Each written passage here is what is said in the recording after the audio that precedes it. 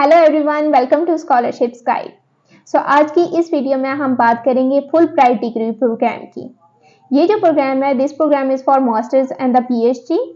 ठीक है, और ये it's a like fully funded programme and it's in the United State of America.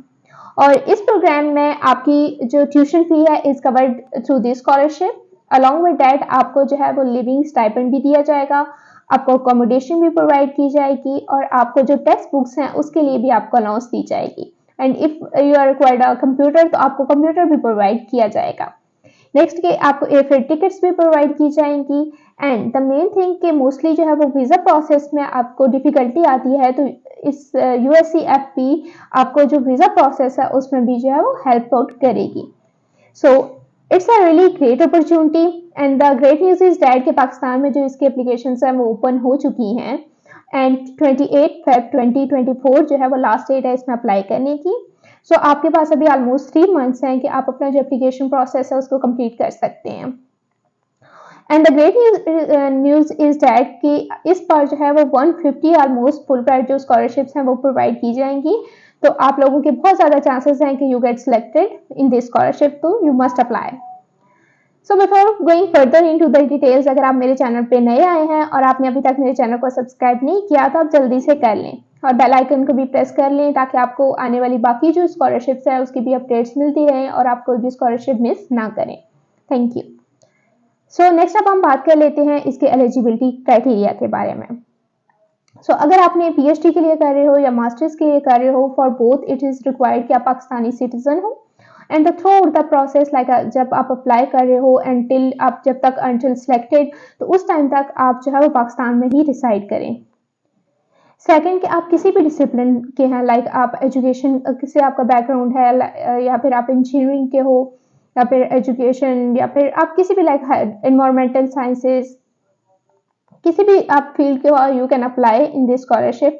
But there is exception for the clinical medicine कि अगर आपने MBBS किया है तो आप स्पेशलाइजेशन के लिए इसमें अप्लाई नहीं कर सकते, but you can apply in the research field. Okay, next कि अगर आप मास्टर्स के लिए अप्लाई कर रहे हो तो आपकी जो 4 इयर्स की बैचलर्स डिग्री है या फिर आप लोगों ने जो है वो BSc किया है और उसके बाद MSc, कि आपकी ओवरऑल जो है वो 16 years of formal education complete होनी चाहिए फॉर मास्टर्स। बट अगर आप PhD के लिए अप्लाई कर रहे हो तो PhD के लिए आपका जो है वो MPhil भी हो एंड अलॉन्ग विद दैट आपकी जो 18 ईयर ऑफ फॉर्मल एजुकेशन है वो कंप्लीट होनी चाहिए, लाइक आपका बैचलर्स भी हो और आपका MPhil भी हो। और अगर हम वर्क एक्सपीरियंस की बात करें तो अगर आप मास्टर्स के लिए अप्लाई कर रहे हो तो जो MBA के स्टूडेंट्स हैं and the public policy and administration applicants, इनके लिए work experience 2 years of the work experience is required, but बाकियों के लिए वर्क एक्सपीरियंस रिक्वायर्ड नहीं है। सिमिलरली अगर आप PhD के लिए अप्लाई कर रहे हो तो उसमें भी इट्स नॉट मैंडेटरी कि आपका वर्क एक्सपीरियंस हो, बट अगर आपका किसी रिसर्च फील्ड में या टीचिंग में आपका या पब्लिक सेक्टर इन पाकिस्तान अगर आपका वर्क एक्सपीरियंस है तो it's a plus point for you to apply. Next अब हम बात कर लेते हैं इसकी कि आप लोगों ने एप्लीकेशन प्रोसेस के बारे में कि आपने कैसे अप्लाई करना है। इसमें एप्लीकेशन प्रोसेस में इट्स रियली इजी कि आप लोगों ने USCFP की ऑफिशियल वेबसाइट पर जाना है। वहाँ पे जो एप्लीकेशन है उसको ऑनलाइन ही आपने फिल आउट करना है, उसकी जो पेपर कॉपी है वो आपने इनके ऑफिस में सेंड नहीं करनी। उस एप्लीकेशन फॉर्म के लिए मैं सेपरेट से भी एक वीडियो बनाऊंगी जिसमें मैं आपको स्टेप बाय स्टेप हम जो एप्लीकेशन फॉर्म है उसको फिल आउट करेंगे, बट इसमें मैं आपको ओवरऑल बता देती हूँ कि आपने एप्लीकेशन फॉर्म में कौन कौन सी चीजें होंगी। द मोस्ट इंपॉर्टेंट थिंग जो एप्लीकेशन फॉर्म में है इज अ पर्सनल स्टेटमेंट, जिसमें आप लोगों ने जो है वो अपने बारे में बताना है, अपना एजुकेशनल बैकग्राउंड बताएंगे या फिर आपने अगर कोई सोशल वर्क किया है उसके बारे में बताएं और आप क्यों जाना चाहते हैं America and when you will come back to Pakistan तो आप कैसे अपनी कंट्री को सर्व करोगे। तो ये चीज़ें आप लोगों ने अपनी पर्सनल स्टेटमेंट में मेंशन करनी है।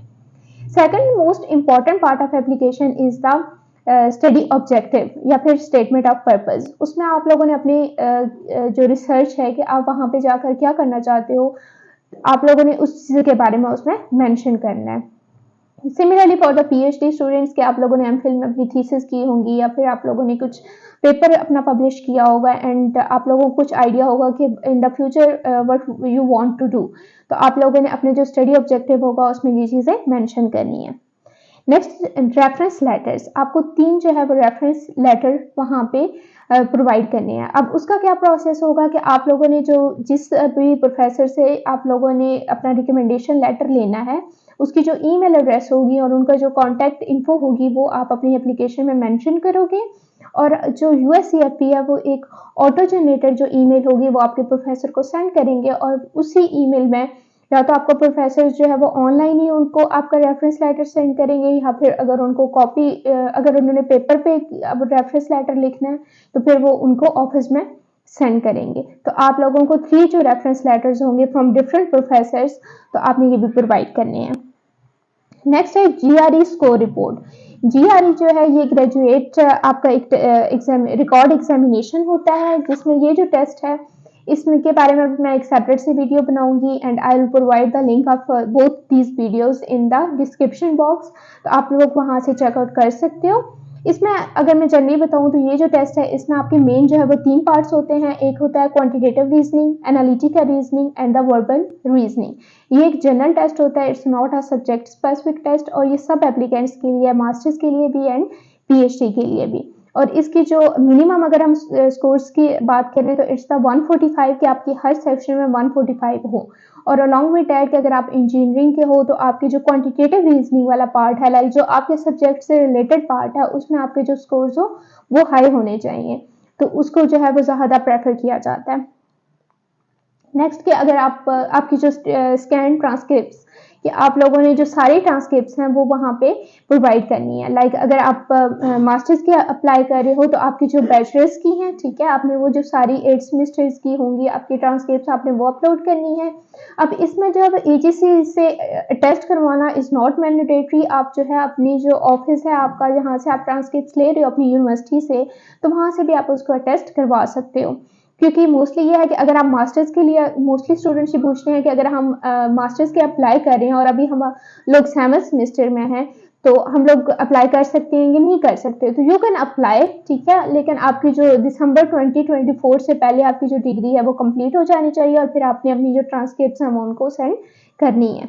Same is for the PhD students के अगर आप अपने लास्ट ईयर में हो या लास्ट सेमेस्टर में हो तो आप पीएचडी के लिए अप्लाई कर सकते हैं।